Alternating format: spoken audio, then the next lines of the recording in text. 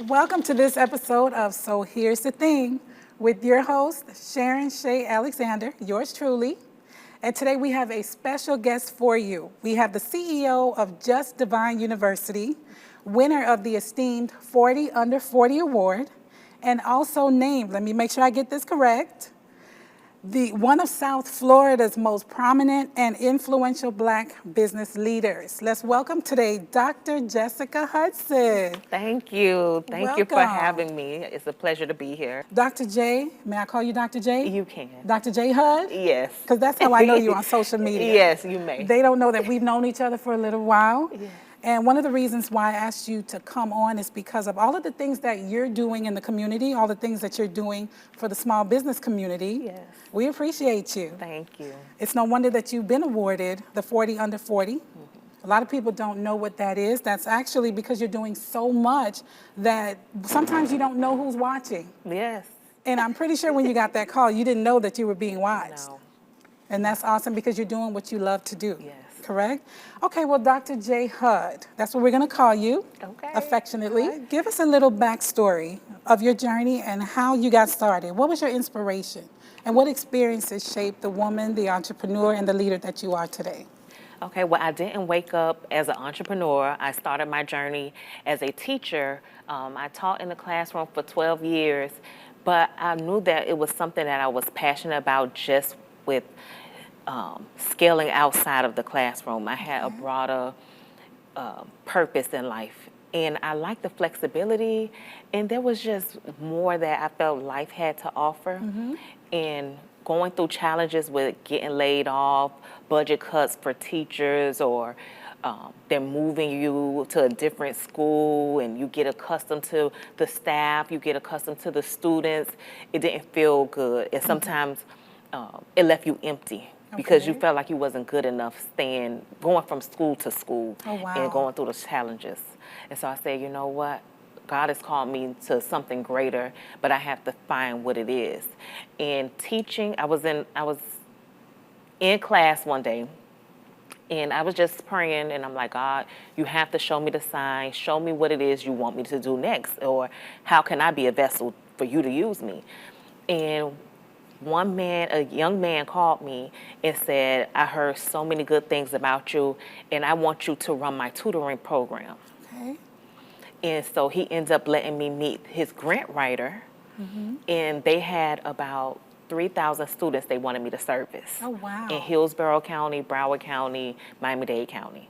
And I had 2 days to go to those 3 different counties and get all of those parents to sign saying that their kid will participate in the tutoring program. 2 days. And in 48 hours, I drove from here to Tampa, down south Miami to Fort Lauderdale, and I got those signatures. And I said, you know what? If I could work this hard for someone else, I could do it for myself. And long story short, I love what I did. I started hiring tutors. I started building curriculums, things of that nature. And I said, you know what? I should start a tutoring company. There you go. And so I started a tutoring company and wrote my first grant Wow. in 2010. And when I won that grant, like, you thought the world, like, I just won the lotto, like. And so from then on, I started strategizing, being more intentional about what grants I was going to go after, how to scale, what courses I needed to take to become a professional grant writer and things of that nature. And before you know it, maybe a year or 2 after that, my uncle called and said, there's a duplex on 119 and 27, and it's for sale, and God told me to tell you to go buy it. Oh, wow. And so I began my journey as a real estate investor. See, that's something that a lot of people don't know about you. Yeah. Yes. That's awesome. So let me ask you about your journey from the classroom to the boardroom. Okay? Was there ever a time where you felt that the inner you doubted whether or not you could do this? Not just the 2 days that you had to have those signatures, but just the journey altogether. Was there ever a part of you that said, girl, what are you doing? You can't do this. This is not for you. Did you struggle with the self-saboteur? Yes. One, I didn't come from a family that were business owners. Okay. So my parents they were workers too, a teacher, an HVAC mechanic. Okay. So I didn't see entrepreneurs in my day-to-day life. So me thinking of that and saying, okay, I'm coming from Kara City, what a little old me, how can I become an entrepreneur and become successful? So I did doubt myself. And then sometimes when you ask other people for their advice, they're portraying their fears on you. So if they say, I don't think you should do that, or Right. you shouldn't purchase that, it's like you start doubting yourself. Yes. And that's something that I had to overcome. Okay. Was stop telling people the plans before they became prosperity. Right. I love that you said that because the self-saboteur can do it all on its own.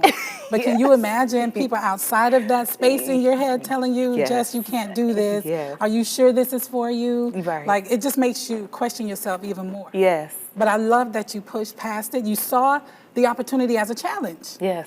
I love that. And that you were like, I can do this. I have 48 hours, but I'm going to get this done. And I got you it got in your done. car, you made that drive, and you got those signatures. Yes. That's awesome. Absolutely awesome. I hope that Thank you. somebody's listening and is encouraged by that. Yes. Because there are so many small business owners, and I know this for a fact because of what I do, that struggle with that first step. The first step. And I keep telling them, once you take that first step, you're going to keep walking. Yes. Just take the first step. Okay. Well, Dr. J. Hud, please tell our viewers about the other businesses and services that you offer. There's so many. One is a trucking company. Okay. So we transport general freight from one place to the next, and then we also partner with medical carriers. Okay. With that transportation company. Another company I have is Della Tutoring. So we have Della Tutoring, and we specialize with helping all ages, all levels, even if you have to pass the CJ BAT, the FJ BAT, teaching general knowledge tests, kids that need to take calculus, statistics, English. We help with all of that. I have another company, Hands-On Development, and we focus on screening, drug screening, DNA testing, genetic testing, home health care, CNA, staffing. So we have that. And then we have Just Divine University, where we help small business owners scale, plan, and scale, plan, and stay in business so that they can continue to scale higher, make more money, and do different things within their company. We find them grants, we get them business credit established, we Okay. make sure they're trademarked, we make sure their personal credit is clean. We also help with minority certifications, government contracts, any funding that they need so that they can invest in other things. Wow. And then I also have a nonprofit. Okay, there's Yes. And I have a nonprofit where we help women that's been battered, okay. that's been in domestic violence situations, and kids with disabilities. So we're their advocate. We help Perfect. them get on their feet, resume building, finding stability, and we just advocate with everything that they need help with and whatever life challenges throw their way. That's amazing. Did I not tell y'all that she was the perfect candidate for this show, this segment? I love that you said when you focus on helping businesses with Just Divine University, Yes. helping to educate and to empower the small business community, Yes. help them to scale when it comes to establishing business credit, business funding, how to Yes. position themselves in order to be successful. Can you elaborate on some of the challenges that you faced when it came to helping your small business community? There's a reason why I asked that question, because I've also faced some challenges as an accountant. Where do I start? Some of the challenges I faced was marketing. Okay. It's one thing to come up present yourself as a business owner, but everyone doesn't buy into you being a business owner. Okay. They buy into you showing your reality. And with that, a business owner, a mother, a pioneer in a community, sometimes you want to be private and not show everything, but your brand and your lifestyle is everything, and so people want to buy into your lifestyle, and so sometimes you have to be public. Right. And then another challenge was with these things, if they don't believe in themselves 100%, we have to change and shift their mindset while the customers and the clients being able to trust me with their whole life. Correct. Like I get all of their personal information, their bank statements, all of that. So it's very important that you build that trust because they want to know that I could do business with somebody I trust. So it's very important for your customers and your clients to believe that what they see that you displaying on social media and when they see you out and about, that it's real. Yes. I heard exactly what you said, and I feel that because someone reached out to me on social media and said, based on the way you present yourself, you look like someone that can help me be successful. Yes. I believe that you can help me become financially successful. Right. And I thought that felt so good to me because Yes. I'm out here and I'm marketing myself because I was told by a brand manager that you have to market you Yes. first. Yes. And then when people like you, they're going to want whatever service or product that you're selling. Exactly. And so I started just marketing me. Yes. You know, marketing myself, putting positivity out there on social media. And this is what I was told. Yes. When they started seeing my business flyers and my advertisement for my services, they were like, I believe that you can actually help me to be successful. And that's funny that you brought that up because I had a mentee just on board a couple weeks ago, and she said she showed her mother, her spiritual mother, who's the pastor of her church, my page. Okay. And just by looking at my page, she said she's going to help you get to the next level. See, and I know you personally, so I know that's Yes. facts. Yes. But yes. if they can not know you and look at you and say that, then they're Yes. seeing exactly what they need to be seeing. You're doing the Yes. marketing that you're supposed to be marketing. Yes, because And they're you- confident enough to bring their services and their business to me. Absolutely. Yes. Absolutely. And you said something that can be a little scary, having people, the public, people you don't know, in your private life. They see you yes. traveling, they see your home life sometimes, they see your successes and your failures when it comes to your business. Yes. And listen, it's important to be transparent about the failures just as much as it is to be transparent successes. about the successes. Yes. I will tell you of an incident that occurred early on in my journey with entrepreneurship. One of the first things that I tried to do was a children's service for like daycares and schools, right? I was so excited about doing it. I had my flyers made, my business cards, everything set up. And I got a contract with the school. But here's the thing, I was not prepared. So I go to this school and I have my entertainment, right? I have someone dressed up in a suit Yes. of a cartoon character. I'm not gonna name the school, I'm not gonna say the character, but what I did not prepare for was how hot it was gonna be outside. And then we brought ice cream and the ice cream melted and the kids were crying. These are Oh children. my God. And you know when it comes to kids, their attention span is like this big. Yes. So it was hard to keep their attention while the ice cream is melting and they're miserable. And Yes. when I say that was a failure, the school called me into the office and they demanded a refund. It was so humiliating and so embarrassing. But I tell that story because it's facts, it's true. And you said something earlier, and I love that. We don't wake up successful. No. I'm not saying that sometimes we don't get opportunities. Yes. Someone could see you and walk up to you and say, hey, I have an opportunity for you. It does happen. Yes. But when it comes to being successful in the journey, there's a lot of ebbs and flows. Yes. And it's There's constant a lot work. Absolutely. Oh Yes. yeah, you don't just sleep and make money. You do get there eventually. Yes, but you still have to put that work in. You still have to pivot too. Because as the Absolutely. world evolves, you have to evolve. Your business has to Yes. evolve. So yes. So yeah, that was a very embarrassing situation, but you know what it taught me? What doesn't work? Yeah. To be prepared, because I was not. So while I was excited about the opportunity, I did not prepare myself. Yes. And I went out there trying to do this thing that I only thought I could do, and I did not prepare myself to be successful. Did you try it again? Did I try it again? Or Yes, did you say this is not for me? No, I did not try it again. Not with that. I did some other things similar to that in the same Yes, industry, yes, yes. yes. But not with that.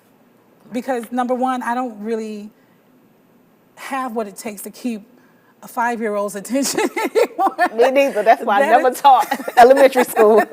So when you started teaching, which grade level did you High start school. at? Oh, wow. Yes. Okay. I first started teaching at Edison High School. Edison High School. Yes. Okay. Right after the earthquake, and a lot of the kids were smuggled in or came in. Yeah, right after they had it. Oh, wow. Wow, that's amazing. Do you mind telling the viewers how old you were when you started that journey? I was 22. And teaching high school? Yes. Wow. And I was making a lot of money too. Like when I first, and everything happens for a reason. Yes. Because I used to be a substitute teacher throughout my journey in college. And then I said, you know what? My passion is cheerleading, so I should find any cheerleading coach gigs. So I went on Miami-Dade website, and Edison had a position for assistant head coach for cheerleaders. I applied for the job. Okay. They called me in, interviewed me for the job, and told me they didn't want me to be the assistant cheerleader coach. That with the background that I had being so young, they wanted me to be the varsity head coach. And the head coach at the time would be the JV coach and my assistant coach if I needed her. Wow. And so then they said, we're going to find a position for you, but just in the meantime, go down to Miami-Dade, get all your paperwork done, the onboarding documents, and not even 48 hours later, they call me and say, hey, we have a teacher that's on maternity leave. So I started off as a 3,100 teacher, and so whatever stipends she had, they became mine. Okay. So she had no planning period. She had an AP class. So all of those stipends became my stipend. And because Edison at the time was an F school for more than 5 years, we got an extra stipend for that. And then I had my master's degree at the time. Going into it, so I got an extra stipend for that. So I was making a lot of money my first year of teaching, and so that was so exciting. But then, I ended up getting married.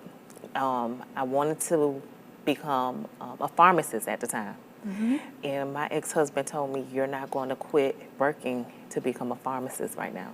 And so I had to figure out what can I do, and I could still teach at the time, so income is coming in. And I began the journey at Nova, getting my doctoral degree. Okay. And then we was also going through the transition of becoming a foster parent. But after all of that took place, I ended up going through a tough time in my marriage, where we end up separating and calling it quits while I was still delegating motherhood, as well as finishing up schooling to become a doctoral student. Wow. And I love that you talk about that, because for so many people going through that type of personal, journey, they would put a stop to the business thing. Yes. They would put having their own business and entrepreneurship on the side. Yes. Because right now I need to focus on either trying to save my marriage or save myself going through the loss of my marriage. Yes. Wow, that's awesome, Jess. Yes. So going through that, going through different schools and not feeling like, you have what it takes, but then your kids, your students are scoring the highest.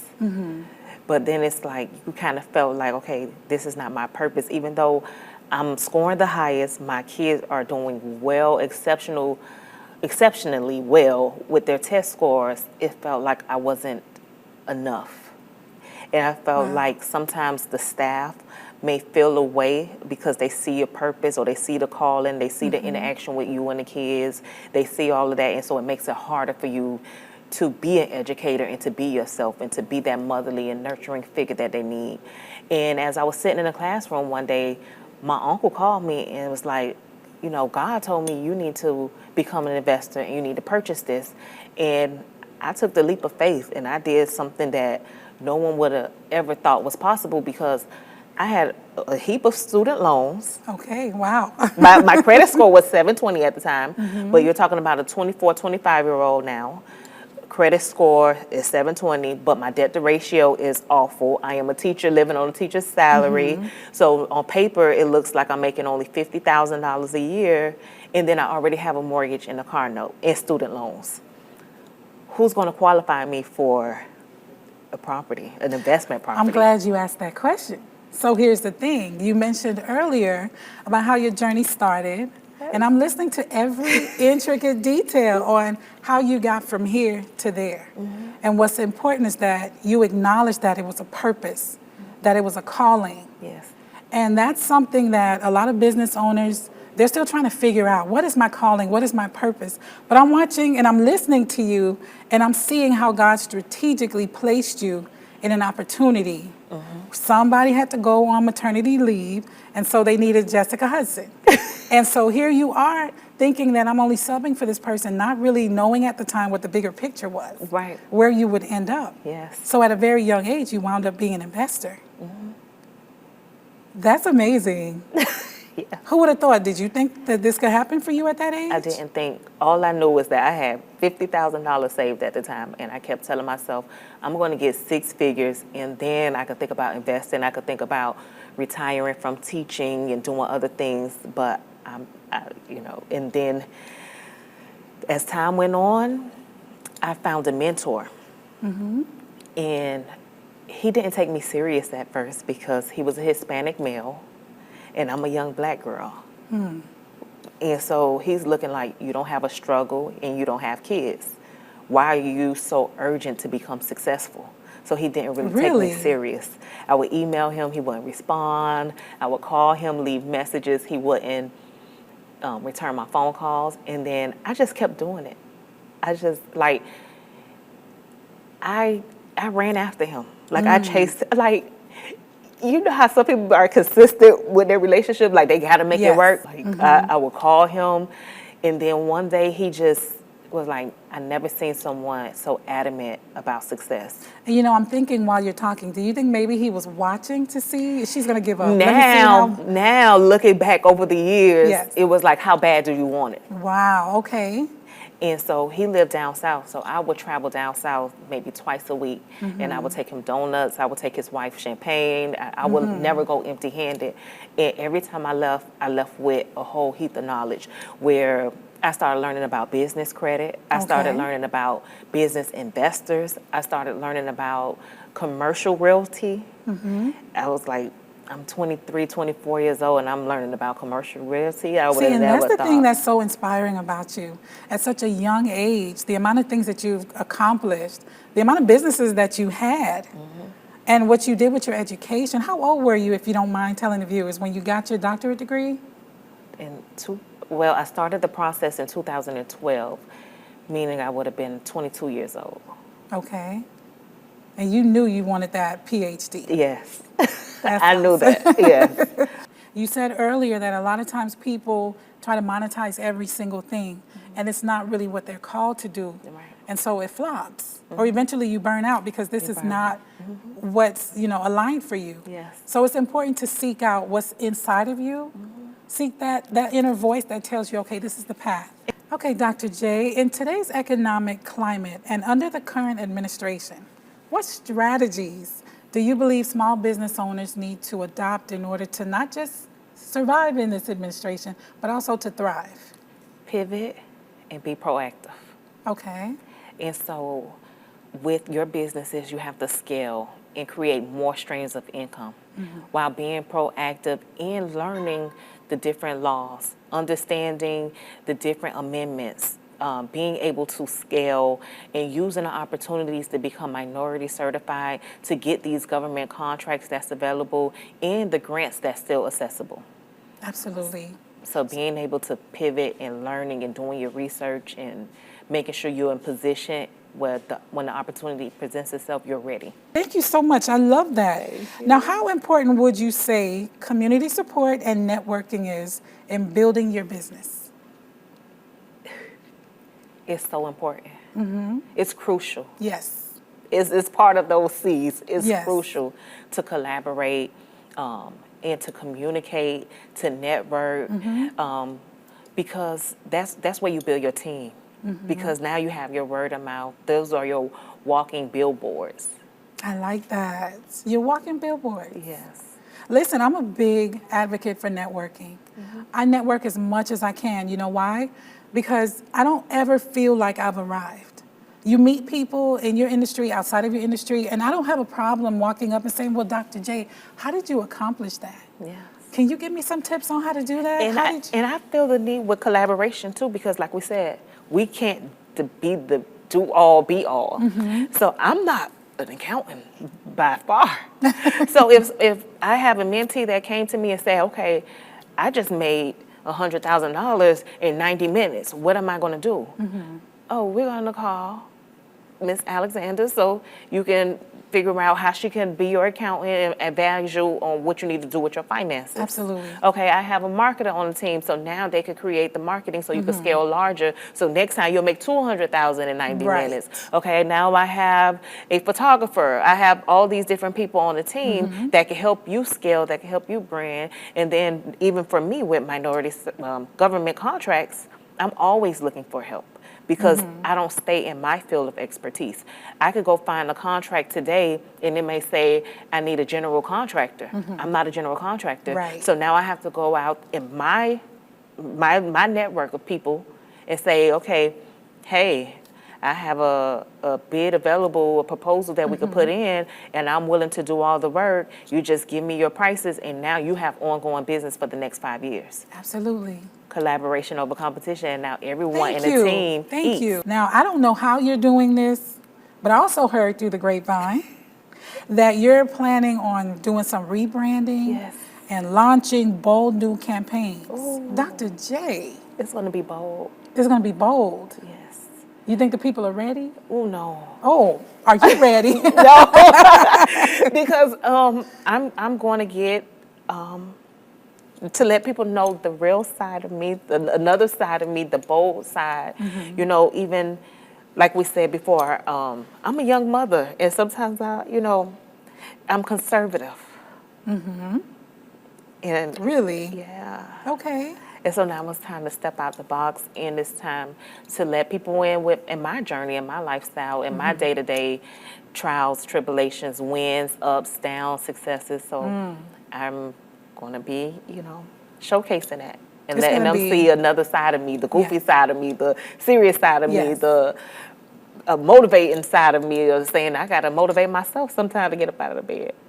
But you know what? You're going to be serving a purpose. Yes. A lot of people struggle to get out of bed. Yes. Entrepreneurs, we struggle sometimes with the next phase of the journey. Yes. Sometimes we get exhausted, like you said, in the waiting period Yes. between where we are and where we're trying to go. But it's going to be so insightful for someone to see, look, she's real. Yes. I'm a real person. You're a real person with Yes. real emotions and In real real life struggle. situations. Yes. Yes. Oh, that's going to be amazing. Listen, you're a purposeful individual. I can see that already. And so God has used you, like you said, even with people who just look at you from the outside looking in and they don't know the real you yet. Yes. So you're getting ready to open that up. Yes. That's got to be scary, It is. It is. but you're going to do it. But I'm going to do it. So we get to see that. Because we have a team of people who are going to keep me covered in prayer. Oh, that's, absolutely. encouraging. So, yeah, I'm ready. So when is the book coming out? The book will be launching this fall. So everybody stay tuned. Okay. Because it's going to be dropping. Yeah. Well, Dr. Dr. Jessica Hudson, thank you so much for Thank you for coming. having me. Thank you, friend, for Thank saying you. yes when I No. asked. Tell the people where they can reach you, how they can reach your office, how they can get you on social media, follow you, follow your journey, and they can find out when your book is dropping and when you're about to make these bold changes. Yes. Dr. J. Hud Official on Instagram, Dr. J. Hud on all other platforms, TikTok, Facebook, and my website is justdivineuniversity.com, justuniversity.com. Thank you Thank so you. much. Thank and thank you for you. tuning in to this episode of So Here's the Thing with your host, Sharon Shea Alexander. Thank you. See you next time.